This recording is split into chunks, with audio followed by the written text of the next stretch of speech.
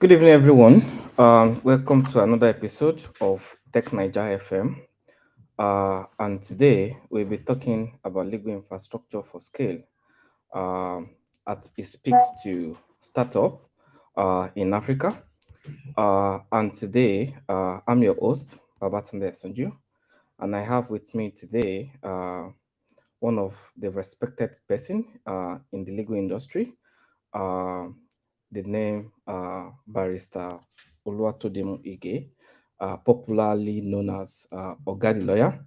Um, so today we'll be talking about legal infrastructure for scale regarding startup uh, and the growth of a startup, basically in Nigeria and regarding also cross-border.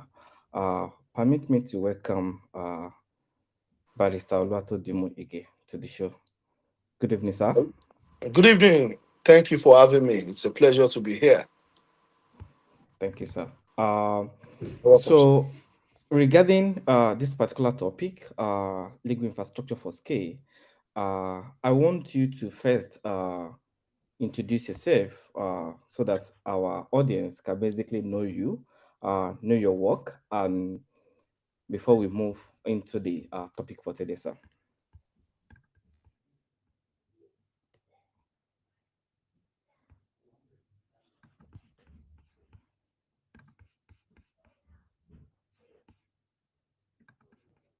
All right. So my name. I'm not sure. Can you still hear me?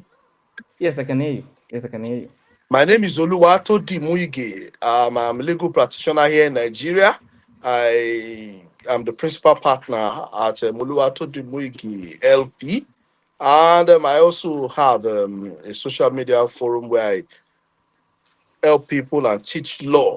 Basically, the forum is called Oga. That's called the lawyer. I'm there across all the social media. Thank you. Yeah, so let's go to the topic for today, sir. So when we talk about legal infrastructure, what does that mean for a startup trying to grow in Africa, Nigeria, and Africa as a whole? Well, when you talk about legal infrastructure refers to a system, it refers to a framework, and it could also refer to institutions that enable businesses to operate, you could say safely, predictably, and efficiently within a given economy. What it means is that, you are setting, it's a legal framework that backs your procedure, your process,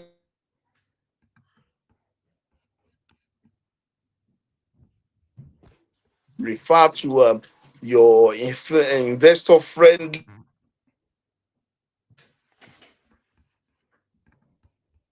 Car is not just about Uh, Apologies for that. I think it's having a bit of network issue. Uh, so most people would think about legal okay, infrastructure. Okay, okay, you're back. Okay, okay, yes, looks like I was disconnected a bit. Okay, yes. so it's not about having in Africa, Nigeria. It's not just about having laws. It is about how accessible, predictable, and supportive those systems are. So a strong legal infrastructure gives startups the confidence to scale and attract investments. Oh, okay. Sorry. So, most people hear the legal infrastructure and think it's just about contracts, right? But my own thinking around it is like a whole legal system which deals with something like company registration, tax Mm. policies, and the likes. So, if you can a bit expatiate further regarding does it mean that when we are discussing about legal infrastructure, we also talked about contracts, company registrations, law that surrounds that particular business, tax policies, and the likes? Yes, when you talk about legal infrastructure,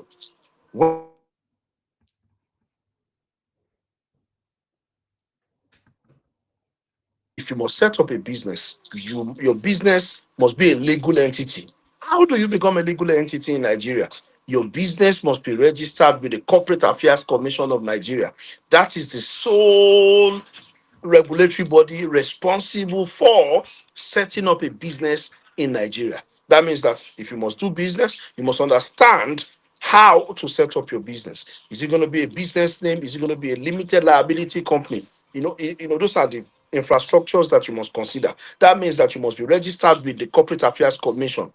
Aside from that, Corporate Affairs Commission, you must also look at your idea, your intellectual property.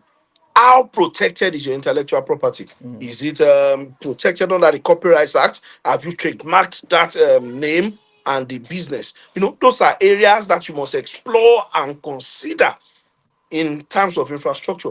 You must also look at the tax regime. What tax policies are in operation in the country? How does it favorably impact or unfavorably impact on your business? So those are areas that you must also consider. Oh, oh, oh. Yes, so yes.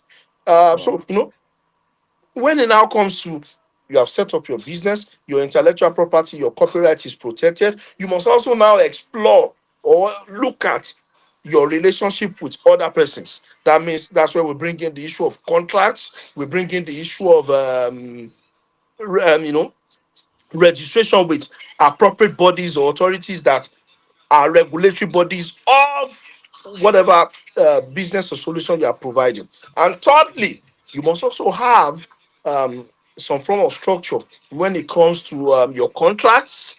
People have dabbled into contracts that are from the beginning has already put an end to their business because of the unfavorable clauses, because of certain conditions that have been put in there that would affect the business. So those are some of the framework that one must look at while setting up a business. Oh, oh, oh, that's true. Because my own understanding is as a programmer like us, what we basically have idea, and the next thing is let's quickly build solution. Let's quickly build solution. We didn't even sometimes people that are working with us, we didn't even uh give them like a contract. We didn't sign any written agreement that okay, I'm going to give you 5%, I'm going to give you 10% like that. But we're just building it like let's just build this application and let's push it to the market first. Then we can come back and discuss about okay, this is the percentage I'm going to give to you in this particular business and the like. Oh, thank you for that. The other question that I have, like I mentioned just now, people do mistakes a lot when it comes to legal.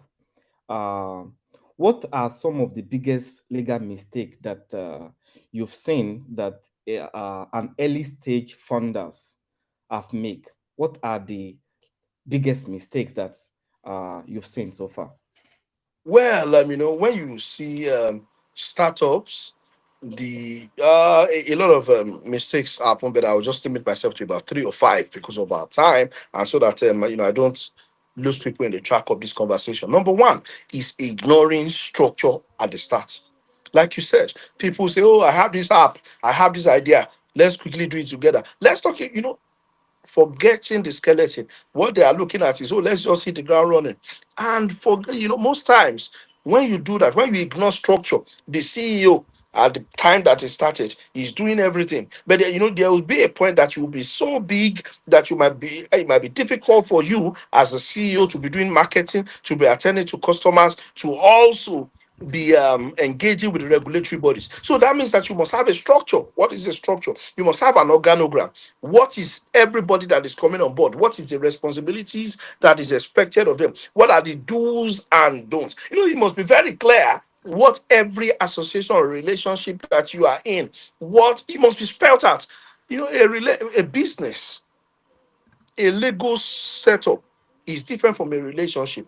The plans, the do's and don'ts must be specifically cleared out. Everybody must have a contract. There must be a working document that everybody is working towards. Our goals, objectives, visions, mission must be properly spelled out so that everyone who sees it knows that this is the working document by which this organization operates. That's why. So people ignore structures. Why would you come in and say, "Oh, somebody's an investor. My uncle wants to give me 100 million," and you don't have an idea of what that relationship is about. It must be very clear that, are you a stakeholder? Are you a sleeping partner? Yeah. Your the basis of your relationship and partnership must be spelled out. Don't forget about friendship. People change, circumstances change, but the contract will not change because parties have an idea of their goals and objectives. And by the time they execute this contract, they have a clear picture in mind. So that's one. Mm. Number two, many people, I've seen quite a number of terrible contracts. People will just go on Google or ChatGPT and download contracts and say, "Oh, that's it," without necessarily finding out whether it is applicable in the jurisdiction where their business is being conducted. And now, Mm. if you are in Nigeria, if it's a transporter contract, we must explore. If it's a transporter contract now, let's talk about you are in Nigeria and the other parties in the UK. You need to be very clear on the regulatory bodies, the arbitrator. So those are factors that copy and paste will not help you. You need Mm. to be very sure about what you are doing. The terms and conditions must be spelled out. There are some um, interactions or business relationship that could be legal in the country of, if it's I'm talking about, if it's a tripartite contract and a multiracial or multination, you will see that there are some nations that is applicable, some rules, regulations, some laws are applicable in that place. There was a time it was let's look at an example. For example, currency cryptocurrency was not accepted in Nigeria some years back, Yes. and Yes. other nations have adopted that. There is no, so if you now input that from a copy and paste contract in respect of a cryptocurrency, it becomes void because it's illegal in Nigeria. And if you receive such payments, you might expose yourself to visitation by the regulatory agencies. So that's on one side. So you must be very careful. That's the mistakes that people make, copy and paste. Number three is poor record keeping. Some Mm. people, when documentation is very key. Somebody comes into and for most nations, every nation, every reasonable nation has what we call the labor laws. If you are, I'll give you an example. Here in Nigeria, if you are going to employ somebody as if you have an employee, the law is very clear that such persons must not work with you beyond a month without you giving them their contract of engagement, or you sign a contract with them stipulating in very clear terms the nature of the relationship. And now, some people just say, "Oh, it's my brother, or it's my church member. I know him from my street," and they keep working. And you have exposed yourself. There are some that there is no clear difference between their personal account and the business account. When the taxman comes in, you now see that you have exposed yourself to tax liabilities. There are instances wherein somebody is coming in as a partner. Somebody is coming in as an investor. Somebody is coming in as an equity stakeholder. These things must be very clear. So if there is no Yeah. proper record keeping, everything is mixed up. And when there is problem, that happens. Number four is that many people don't legitimize their business. What do I mean? In Nigeria, the law is very clear. The Corporate Company and Allied Matters Act states clearly that no business must operate without first being registered with the Corporate Affairs Commission. Now, if you are not a registered entity and you go into business with somebody else, that means that you have exposed yourself to liability.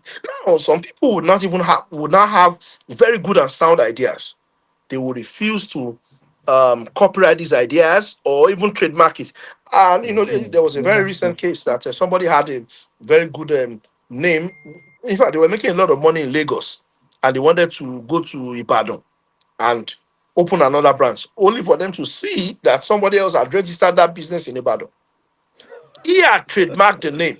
They had not trademarked that name. So the guy was saying, "Come, don't use that name here. I'll sue you." And they said no, because they thought because they were bigger, they can bully. But the law is clear. He was the first in time. He registered the trademark, and he's the owner of the mark. If the only way you can use that mark is to get his license or permission or pay him some money. Yeah, that's If true. notwithstanding the number of years that you have started. So that's another mistake that many people make. The fact that the name sounds well or is your name or the Holy Spirit gave you the name in your dream doesn't mean that it's exclusive to you. You can only Mm. operate with it as a business person if you trademark that name. So I think that we should leave it there at some of the common mistakes that people make. Yeah, well, that particular mistake also happened to me one time like that in the past, but what I just did was to just let go at that point in time. And I believe I've also had a case like that from a friend of mine. They started an application. They got into Tony Elumelu Foundation mentorship. They got $5,000 uh, worth of investment, and along the line they didn't have a clear uh, agreement. So along the line, the owner of the idea was like, "Guy, if you are not ready to align with my own goal, then you are free to go." Hmm. And I just told the guy that, well, it has happened. You don't have any legal, like any document to back your your evidence, should in case you want to shoot this person, because you are just doing it in form of, okay, it's my friend, let's just build it, it's my friend. But I've actually realized that it's more than friendship. Business is business. You Yes. either take it or you leave it. There is no family in business. Is either you have an agreement, or from the get-go, let everybody just separate. Thank you for that basic explanation regarding it. My next question will be around you've touched it a bit, but I want you to expatiate more further. Uh, if you are building a startup, but you also want to expand across border. You want to leave, let's say Nigeria as your main entity now. You want to leave Nigeria and you want to move to maybe another jurisdiction. What are the key compliance or regulatory challenges that you think those kind of startup might basically face? Well, for startups who want to change or who want to, move around, the number one cross-border, of course, it's inevitable that growth will come. Cross-border growth, you have a fintech solution, you need to move to another region or jurisdiction. It comes with new layers of compliance. That's the truth of it. Taxation laws are different everywhere, even in states. Wow. Do you understand? We could be in Nigeria and the tax law that govern you in Lagos might be very different from that in Ogun or in Kaduna. Not to now talk of within Africa, Europe, Australia, wherever your scale up is. That's one. When it comes to taxation, we'll talk about another level of compliance that you might have to look at is data protection. Yeah. Some jurisdictions don't joke with data protection. And the fact that you are the same company that is scaling up doesn't mean that you can use the data of your customers in a particular region, another way, another in another jurisdiction without their consent and permission being sought. So you must be very clear on the data protection. Another one that you must look at is labor laws. Yeah. Every jurisdiction has its own labor laws. There are some jurisdiction that says that you must not have contract staff. They must be fully employed. They must be, some look at it that, oh, I say, oh yes, you can have a contract staff for a period of months. Some will say, oh, okay, so different. You need to look at the layers of compliance. Now, an example is some fintechs. You see that you require some certain licenses to operate in certain jurisdictions. As a matter of Yes. fact, Yes. getting a banking license for the scope of your solution. So it means that, and some will just say, oh, okay, all right, since you are just a fintech, we have a particular, ask you to register with the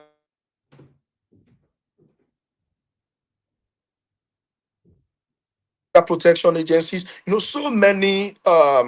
So what you must look at are one, key compliance issues. You must look at regulatory issues. Yes, that shouldn't deter you from moving. All you just need to do is engage and talk to professionals within that jurisdiction who can properly align you with whatever is going on in that jurisdiction. It's important that you must learn as a smart founder.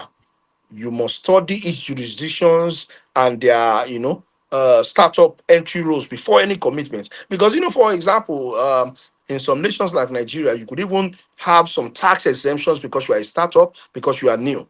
And there are some that the moment you infringe on on the rules and the laws, it might bring a brutal end to that business. To that business. That's true. Yes. That's true. Wow. Wow, that's true. Wow. Thank you for that. Because I remember that we are building a cross-border solution between Canada and Nigeria, and we had to first uh, apply for MSB license in Canada for us to basically even capture fund, uh, acquire fund from customer, pass it through third party before we even settle it in Nigeria. So there are a couple of Very well. licenses that we have to, and all these things come with different compliance in Very well. different Yes. Yes. jurisdiction, and even the tax that they are going to charge you, for example, in Canada, is totally different from the tax that they're going to charge you in Nigeria. So all those things are basically Mhm. key, like you mentioned. Oh, that's good. That's good. The other thing that I want to talk about is what's your own view on the role of government and regulatory body in creating more startup friendly environment, especially in Nigeria?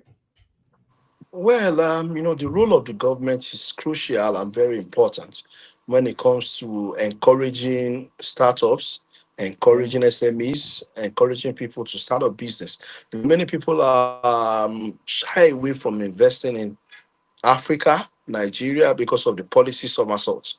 Some feel that the atmosphere is not conducive for businesses to come in and survive, because it could be very unfortunate and painful when you have gone around market runs and all that to raise funds, and at the end of the day, investors are not investors are expect returns on their investment.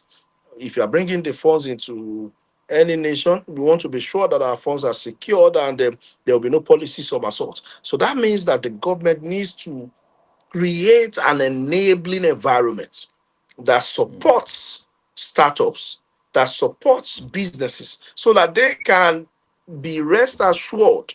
Most of the funds that you raise are long term. You need a breathing period for you to properly invest these funds or in the project, and ensure that they become the incubation period, and of course the growth period, before you then start talking about return on investment. If the policies are not in place, if the laws are not in place that for such investments, investors will lose respect for the system. So the government must ensure that there's a level playing ground when it comes to policies as well and implementation. There should be there should be an ease of doing business. I should be able to even go online and make some necessary registrations to be able to get visas. These are things that the government can put in place. Oh, you are coming in for a business, you are investing money in our nation, Yeah. then the procedure should be different from those who are coming in as tourists. Those are Yeah. That's incentives, true. these are ways that the government can make it easily amenable for people to come into business and run transactions in that nation. So I feel that the government plays a very significant role. Tax shelters are another ways that the government can actually support and help people come into business. Mm. Thank you for that explanation as well. I was able to capture one or two things with that because when you want to invest in Nigeria, you need to be very careful of because Yeah. we've seen a lot of companies, startup companies that will just uh, get the fund, and after a few months, we will just see them they've shut down. So I think uh, the government should do more uh, with regards to their own view and their own role regarding the regulatory body, because like you mentioned, uh, just pick the Binance cryptocurrency as a case study. They started well in Nigeria, but along the line, they face some regulation, right? That they had to shut down their operation, especially in Nigeria. So I think they should do more with that. I have this question from someone, and I want you to help me to explain or how to tackle it.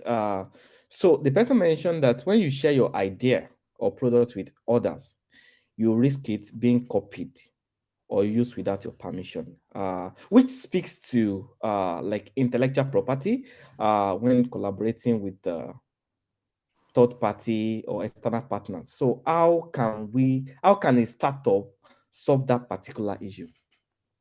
Well, the first step is before you share your idea with anyone, if you have the funding, you should trademark such an idea or copyright it and ensure that you have your necessary certifications.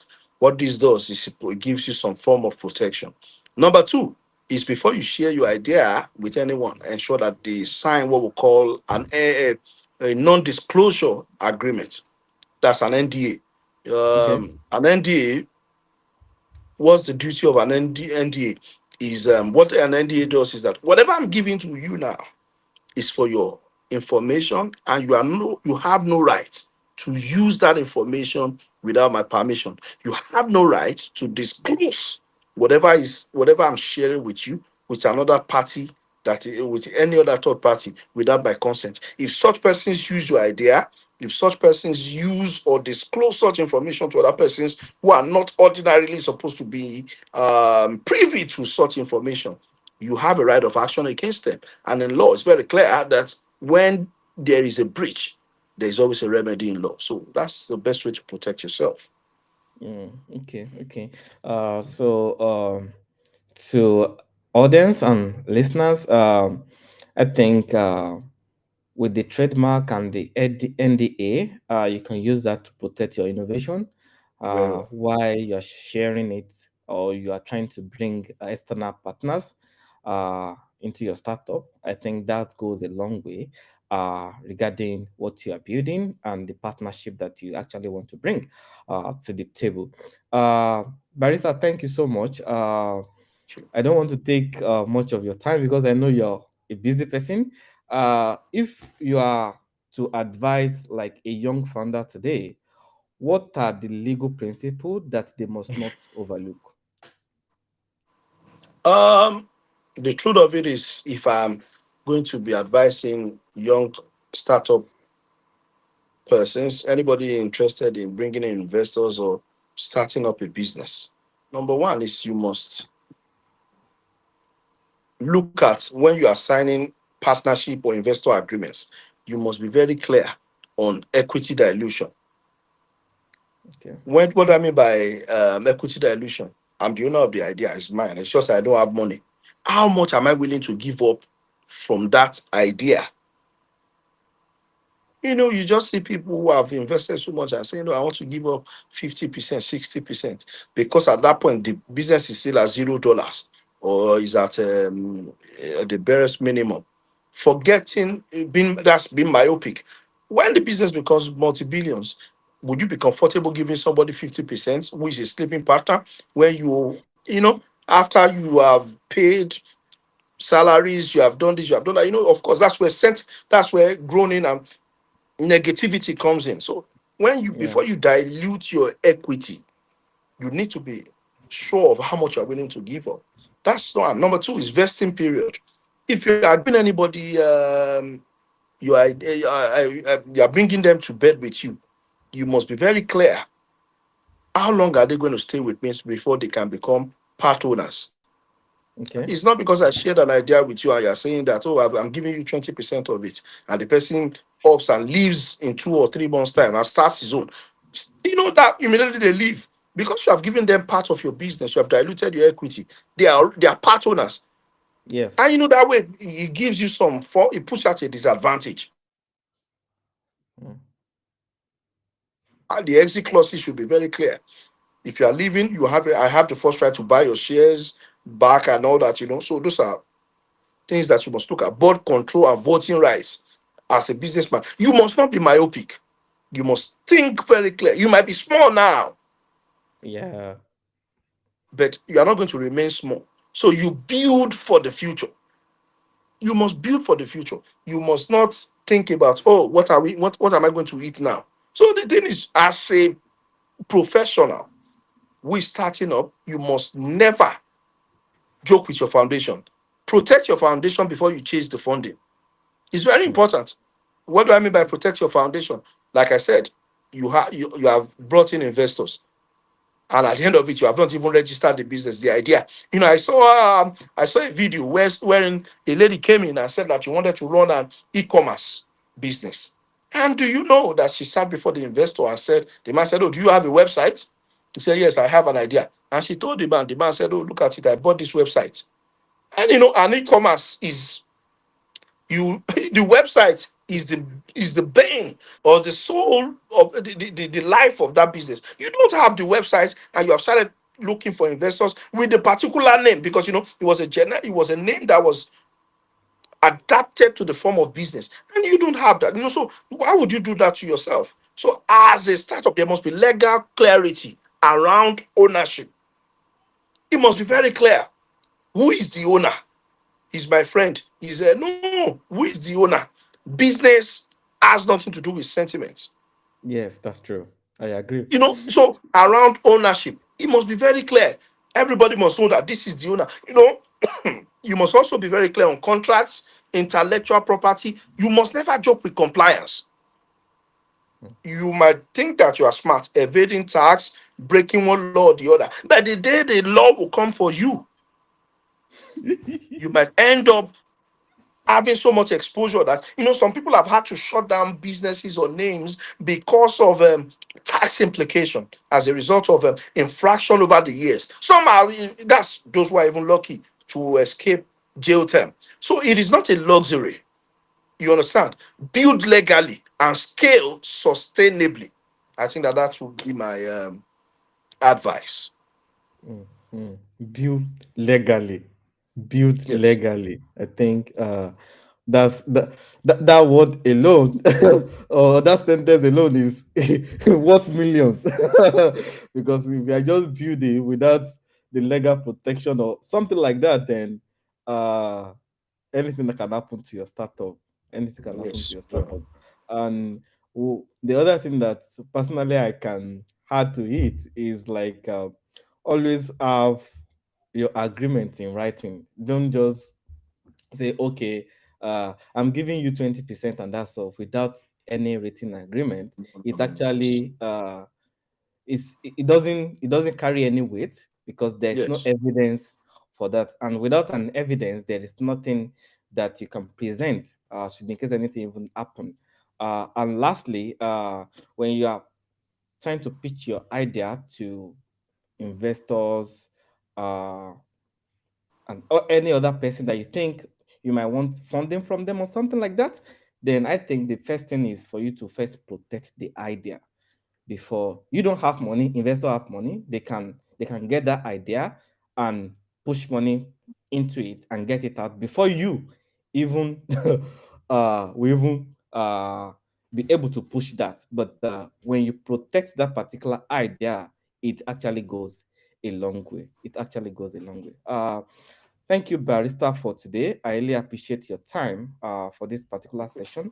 uh I hope that when next we have any other topic regarding startup and how compliance or infrastructure can speak to startup regarding this, we'll be able to call on you to also come and help us to expatiate further some of the things that startups should basically do. Thank you so much for your time. Thank you very Thank you much. for having me. Thank you very much. To our audience, thank you for joining this conversation today. I believe you'll be able to pick one or two things from this particular session as it speaks to startup and how you can navigate your way around the legal infrastructure. Thank you so much. Until next, which is next week Saturday, where we'll be having another episode. Please continue to build, continue to innovate, and I believe we're going to see ourselves at the top. Thank you so much, and bye for now.